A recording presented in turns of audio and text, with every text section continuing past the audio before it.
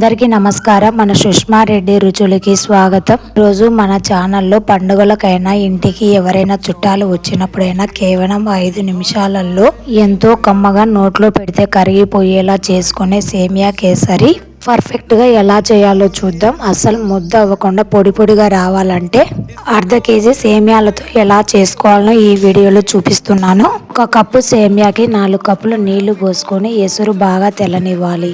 ఎసురు తెల్లేటప్పుడు కొద్దిగా సేమియాలు వేసి కలుపుకోవాలి. సేమియాలు ఉడుకు పట్టినంత వరకు కలుపుతూ ఉండాలి. అలా కలుపుకోకుండా ఉంటే అవి ఉంటలు కట్టే అవకాశం కూడా ఉంటుంది. చూడండి, ఇలా ఉడుకు పట్టినంత వరకు కలుపుకోవాలి. సేమియాను మరీ మెత్తగా ఉడకపెట్టుకోవద్దండి, 90% ఉడికితే సరిపోతుంది. తరువాత ఇలా వడపోసుకొని కొద్దిగా చల్ల వాటర్ పోయడం వలన అవి పొడి పొడి అవుతాయి. చూడండి ఎలా పొడి పొడిగా ఉన్నాయో. ఇప్పుడు కొద్దిగా నెయ్యి వేసుకొని మనకు తగినన్ని జీడిపప్పులు, ఎండు ద్రాక్షలు, కొద్దిగా తుడుము పట్టిన కొబ్బరిను వేసుకొని వేయించుకోవాలి.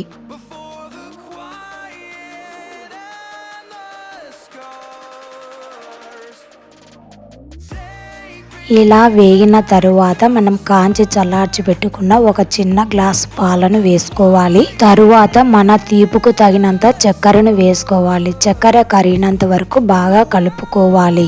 చక్కెర కరిగినాక మనం ఉడికించి పెట్టుకున్న సేమ్యాలను వేసి బాగా కలుపుకోవాలి.